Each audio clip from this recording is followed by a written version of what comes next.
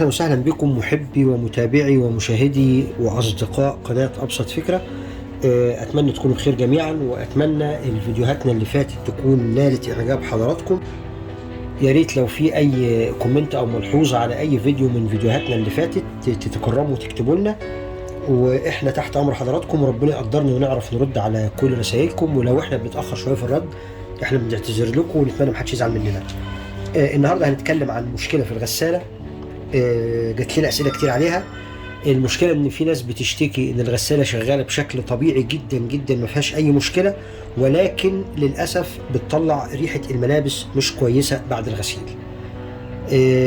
الحاجه دي النهارده هنشوف مع بعض ايه يعني الكام بند اللي احنا المفروض نبص عليهم علشان نتلاشى المشكله دي، ويرجع اللبس يطلع ريحته كويسه جدا زي الاول، ما يبقاش فيه اي ريحه غريبه. اول حاجة احنا ممكن نتكلم عنها اللي هي الفلتر الخاص بالصرف. يختلف من غسالة للتانية في الشكل بتاعه، لكن المضمون واحد. المضمون ان هو ده بيحتجز اي حاجة نزلت مننا بالخطأ من الغسيل، علشان ما تجيش في الريش بتاعة الطرمبة بتاعة الصرف فتتسبب في كسرها، او لو وقفت بين الريشة وبين الجسم بتاع الصرف نفسه هيكون سهل جدا ان الموتور بتاع الترومبه يتحرق. طب ايه المطلوب نعمله في الحاجه دي؟ الفلتر ده بيتفك عكس عقارب الساعه، بنفكه بالمنظر ده، هيبتدي يطلع الميه بتاعتنا من هنا. بنفك كده بيطلع معانا بالمنظر ده. استنى لما الميه تتصفى، وبعدين بنشده شده بسيطه لبره بالمنظر ده. طبعا انا عارف في اصدقائنا ناس منهم كتير هيقولوا ان احنا منظفين الفلتر وبرضه نفس المشكله ما زالت هي الريحه بتطلع كريهه في الملابس. انا هقول بس حضرتك يعني تابع معايا لغايه اخر الفيديو، وهتعرف ايه البنود اللي هتتسبب في ان الريحه تطلع كريهه في الملابس او ريحه مش كويسه في الملابس، واكيد هتكتشف ايه العيب اللي موجود عند حضرتك، انهي بند فيهم هو السبب في ذلك. طيب هنطلع الفلتر ده، واحنا كنا عاملين فيديو تفصيلي وشرح كامل عن صعوبة إخراج الفلتر والمشاكل اللي بتقابلنا من الفلتر. هسيب لحضراتكم اللينك في الوصف، يا ريت حضراتكم تبص عليه. الفلتر ده زي ما احنا شايفين هنا فيه سدد جامد، لو بصينا كده ادي السدد، لو بصينا هنلاقي فيه شوائب طالعة معانا. يعني انا هسيب، معلش سوري على المنظر، بس هسيب المنظر ده كده عشان تبقوا انتوا شايفين السدد اللي في المسام بتاعته ده. هتقولوا يعني ايه علاقة ده بالريحة؟ احنا عايزين نفهم مع بعض ايه علاقة ده بالريحة. هنا لو بصينا هنلاقي فيه البقايا كلها بتاعه الصرف موجوده، معرفش كده باين في التصوير ولا لا. لو احنا بصينا هنا هنلاقي ان دي يعني الحاجات دي سبب رئيسي. بص انا عايز بس اطلع لحضراتكم المنظر علشان العميل بيتكلم ان في ريحه فعلا في الملابس. طبيعي لازم تكون في ريحه في الملابس مش طبيعيه. لو احنا بصينا هنلاقي ان ده فعلا بقاله فتره ما اتنضفش خالص، لدرجه ان هو عامل يعني زي طبقه. نجيب تاني مع بعض، في طبقة معمولة في داخل الهاوسنج بتاع الفلتر نفسه. طيب ده ازاي؟ ده هننضفه طبعا زي ما احنا برضو، ولو تابعتوا الفيديو القديم بتاع تنظيف الفلتر هتشوفوا الطريقة المثالية للتنظيف. احنا بننضف المسام دي وبنغسله غسلة كويسة، وهنرجع نركبه تاني في مكانه. قبل ما نركب بنجيب مفك ونلف عليه قماشة صغيرة وننضف المكان ده، ونكون حريصين واحنا بننضف علشان المفك ما يخبطش او ما يحصلش تلامس بينه وبين الريش الصغيره بتاعت المروحه، وسهل انها ايه تكسر ريش من جيش المروحه بتاعت الطرد اللي جوه بتاعت الترمبه. طيب احنا عايزين نفهم مع بعض بالراحه ايه علاقه الفلتر لما يكون مسدود بالريحه اللي هتطلع في الغساله. اول حاجه الفلتر ده لو مسدود عمليه الصرف اللي هتتم مش هتبقى بشكل كامل. بمعنى ايه مش هتبقى بشكل كامل؟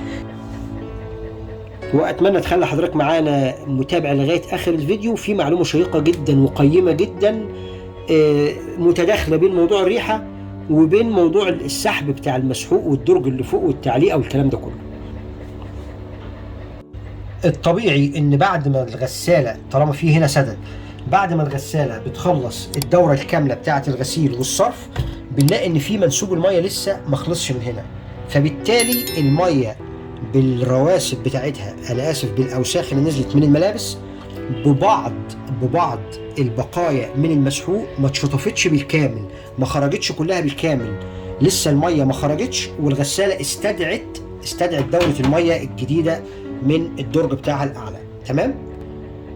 يبقى زي ما قلنا ان الغساله لسه فيها بقايا ميه، واستدعت دوره الغسل اللي بعدها، استدعت الميه الثانيه اللي بعدها. يبقى كده حصل ايه؟ اختلطت الميه اللي لسه فيها بقايا من المسحوق بالميه الجديده اللي لسه هنعمل عمليه الشطف بيها. لما الموضوع ده بيتكرر مره واثنين وثلاثه في الغساله، احنا كده الملابس بتطلع ما اتشطفتش بشكل كامل، ما اتشطفتش من المسحوق بشكل كامل، وبالتالي ما اتشطفتش من الاوساخ اللي نزلت منها. لو فيها ريحه، انا اسف يعني سوري، ريحه عرق او ريحه اي حاجه مش كويسه في الملابس، الريحه دي كلها لسه ما طردتش من الغساله بشكل كامل، يبقى لسه في ريحه موجوده واحنا كملنا الدور عليها. تمام؟ الحاجه الثانيه، لما بيكون الفلتر مسدود، احنا قلنا اول بند ان الميه ما اتصرفتش بالمنسوب بتاعها الكامل. الحاجه الثانيه، لما يكون الفلتر ده مسدود، الميه بتطلع بالضغط بتاع الترومبه. طب بعد ما الترومبه بتقف، الميه بتفضل راكده في المكان ده. طب لما بتكون في ميه، يعني باللغه الدارجه اللي هي معروفه كلمه مياه راكده، يعني مياه راكده ان مياه متخزنه في مكان معين ومش جاريه، ما اتصرفتش، ما اتجددتش. طب احنا خلصنا غسيل وربنا كرم، وده صعب طبعا في اي اسره مصريه، ان احنا قعدنا يومين او ثلاثه بدون ما نشغل الغساله. ايه اللي حاصل؟ ان المياه الراكده اللي موجوده تحت لسه ما اتصرفتش، موجوده مكمله في الغساله، فبالتالي بتتضاعف الريحه اللي مش ظريفه بتاعتها. بدل ما كانت ريحه بنسبه 1% بقت ريحه بنسبه 10%. اليوم اللي بعده بقت ريحه بنسبه 20%. اليوم اللي بعده بقت ريحه بنسبه 40%. جينا نغسل، نشغل الغساله بعدها، لقينا ان الريحه صعبه جدا، والغسيل بيتشطف وبيخلص وكل الدوره بتتم كلها، لكن لسه فيه ريحه. يعني الموضوع ده حله بسيط، لكن اخطاره مش ظريفه. اخطار ان ممكن الترومبه تتحرق، ممكن الصرف يبقى مش بشكل كلي، ممكن يتسبب في ان في ريحه تطلع مش كويسه على الغسيل. طيب يبقى احنا نقول الحل ده ايه؟ ان احنا نخلي بشكل دوري بمعدل كل شهر ان احنا نفك ده ونطلعه ونغسله وننضفه ونركبه مكانه تاني. مش هياخد معانا دقيقه بالظبط، مش هياخد معانا دقيقه بالظبط. الباب بتاعه بيفتح بالشكل ده، بنضغط ضغطه واحده هنا بيفتح كده. كل غساله طبعا ليها تركيبتها، بس المضمون واحد، ان احنا بنفك الفلتر وبنطلعه ننضفه ونغسله. تمام؟ يبقى احنا كده اول بند عرفناه وعرفنا حله بكل سهوله. اتمنى بس تكمل معايا لغايه اخر الفيديو عشان هتشوف اكتر من بند وهتعرف ايه السبب اللي عند حضرتك بالتحديد. تاني بند، ان احنا لو جربنا عملنا الكلام ده والكلام ده ما جابش نتيجه معانا، هنعمل دوره غسيل للغساله شبه تعقيم وتنظيف، هتتلاشى كل الروائح اللي مش ظريفه اللي في الغساله. هنقول الدوره دي شكل بسيط جدا جدا جدا، مش هنعمل اي حاجه خالص غير ان احنا هنشغل الغساله على برنامج غسيل يكون طويل شويه، اللي هو يعني الاوائل البرامج اللي هي خاصه بالغسيل الابيض، وهنحط بالظبط نص ازازه خل. هنضحي بنص ازازه خل، زي ما تكون تمنها بقى وتفر 5 جنيه 10 جنيه، مش هنختلف مع بعض، بس المهم ان دي هتفرق كتير جدا جدا جدا معانا في تطهير الغساله من الداخل. الريحه بتاعتها تفضل ريحه جميله، ريحه حلوه. الموضوع النظافه المستمره ده بشكل دوري افضل من ان احنا نجيب معطر وان احنا نجيب يعني موضوع النظافه بشكل دوري ده موضوع كويس جدا، وافضل من ان احنا نكلف نفسنا ونشتري معطر ملابس ونشتري معطر المسحوق ونشتري انواع مسحوق غسيل غاليه بحجه ان احنا نقول اصل المسحوق ده ريحته حلوه، اصل المسحوق ده ما بيطلعش ريحه وحشه. لا، احنا نعرف ايه سبب الريحه الوحشه علشان لو ما عالجناش العيب الرئيسي، حتى لو جبنا مسحوق غالي، هيبقى نفس المشكله موجوده. تمام؟ يبقى قلنا اول بند الفلتر، تاني بند ان احنا نعمل دوره غسيل بشكل دوري للغساله عشان نضمن ان هي اتطهرت وتعقمت من جوه. البند الثالث ان الغساله ما بتسحبش الميه الكافيه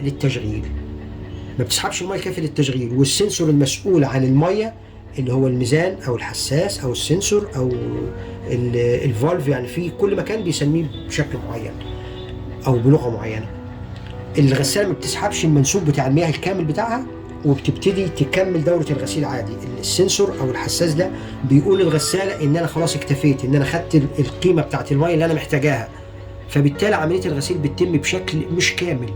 بالتالي عمليه الغسيل لو مطلوب ان انا عشان اغسل مجموعه الملابس دي مطلوب 20 لتر ميه، لا انا بغسلهم ب 10 لتر ميه، فالطبيعي ان الاداء بتاع الغسيل هيكون مش مظبوط، الطبيعي الاداء بتاع شطف الغسيل من المسحوق هيكون مش مظبوط، فالطبيعي ان هيفضل في الغسالة فيه بقايا من الروائح اللي كانت موجودة من الغسيل.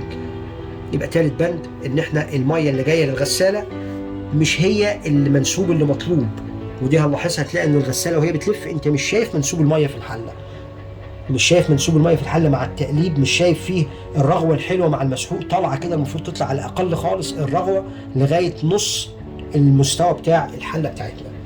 بتكلم على المسحوق مش المية نفسها عشان نبقى نعرف نقيم بس. طيب دي حلها ايه برضو؟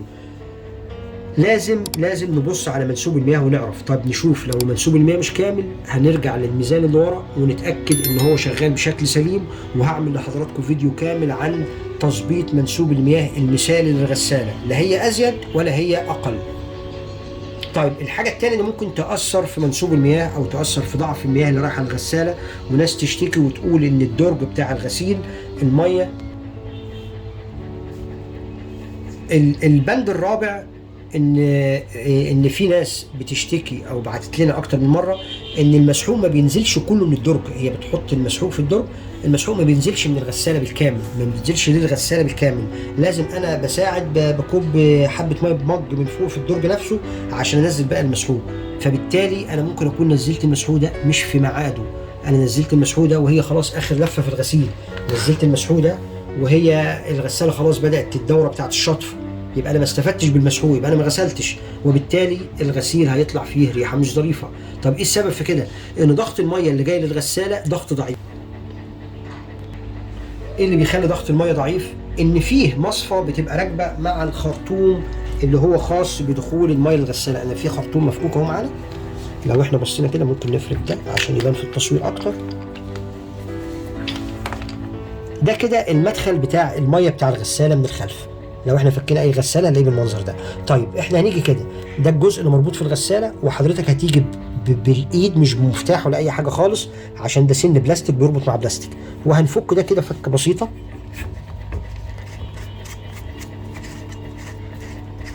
تمام، خلينا مركزين واحده واحده. انا هسيب الجزء ده دلوقتي وهتكلم عن الخرطوم بس الاول.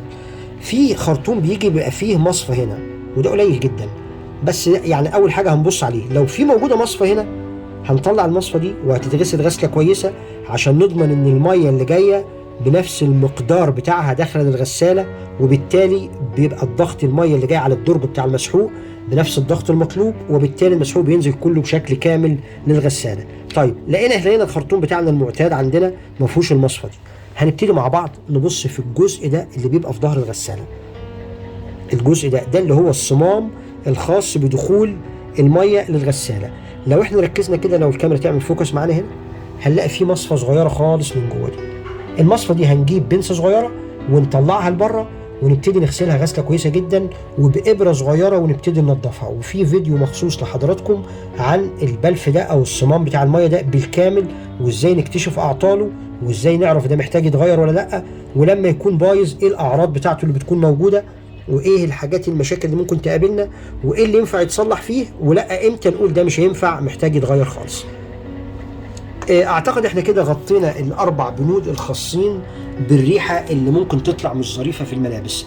اتمنى الفيديو يعجب حضراتكم، واللي يعجبه الفيديو يا ريت يتكرم علينا ويعمل لايك، واللي مش مشترك معانا في القناه يا ريت يشرفنا بالاشتراك، ولو في اي كومنت لحضراتكم يا ريت تشرفونا وتكتبوا لنا، واحنا تحت امركم في اي لحظه، ونراجع مع بعض ونشوف مع بعض ونقول ايه اللي ينفع يتعمل وايه اللي ينفع يتصلح بايدينا، وايه اللي ينفع ما نجيبش فن يعمله، ولا الجزء ده محتاج فن متخصص هو اللي لازم يعمله. اشكركم جزيلا واتمنى الفيديو يعجب حضراتكم، واللي يعجبه الفيديو يا ريت يتكرم علينا ويعمل لايك. اللايك بيساعدنا جدا في انتشار القناه، واللي مش مشترك معانا في القناه يا ريت يشرفنا بالاشتراك، واللي ليه اي كومنت او ليه اي ملحوظه يشرفنا كتابه حضراتكم، وربنا يقدرنا ونرد على كل رسائلكم الجميله. شكرا جزيلا ونشوف حضراتكم الفيديو الجاي.